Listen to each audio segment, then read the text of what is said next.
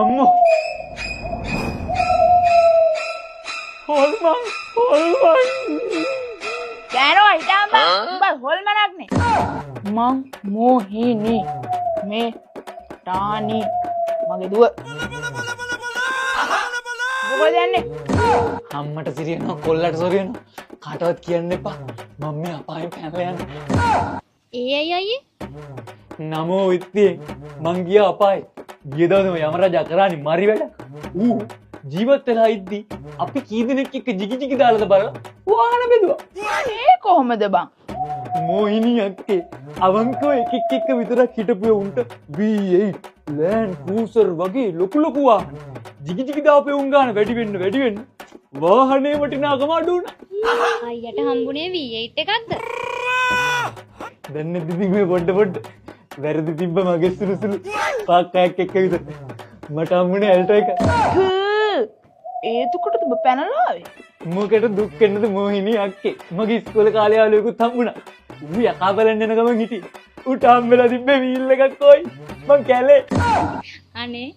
ඒ තව දවසක් මගේ ජොබේ යාළුවෙකුත් හම්බුණා ඌත් යකා බලන්න යන ගමන් හිටියේ ඌට හම්බෙලා තිබ්බේ CT100 එක සුවර් එකටම නංගි ඕක ඉස්පා ගන්න රින්ග හරි ජිංගි ඕව මොනවාද මොහිනී අක්කේ මගේ හොඳම යාළුවා හම්බුණා ඌත් හැබැයි යකා බලන්න යන ගමන් හිටියේ ඌට තිබ්බි ස්කූටිය ඕක හොල්මනකට විතර ඒ කාලේ පාඩුවේ ඉන්න දුන්නා ඌට පින නෑ බං ඒක නෙමෙයි රුබේ යාළුවා අපායේදී බලන්න ගිය යකා මොකද යකාකරු අපායේ දිව්‍ය ලෝකෙ නෙමෙයි මොන ලෝකෙ හිටියත් මෙයාලන ෂෝ එකක් තියෙනවා කිව්ව සෙනඟ පිරනවා ඉතින් යකාකරුගේ 10th anniversary ෂෝ එක මේ පාර තියෙන්නේ අනුරාධපුරේදී ෆාම් ගාඩන් එක ළඟ නව පළස් සවසෝනාගාරයේදී ටාන් පුතා BNS කාංචන අශාන්‍ය චනුක මොරා ඩිලෝ එක කනත් වෙනවා ටිකට් එකක් කීයද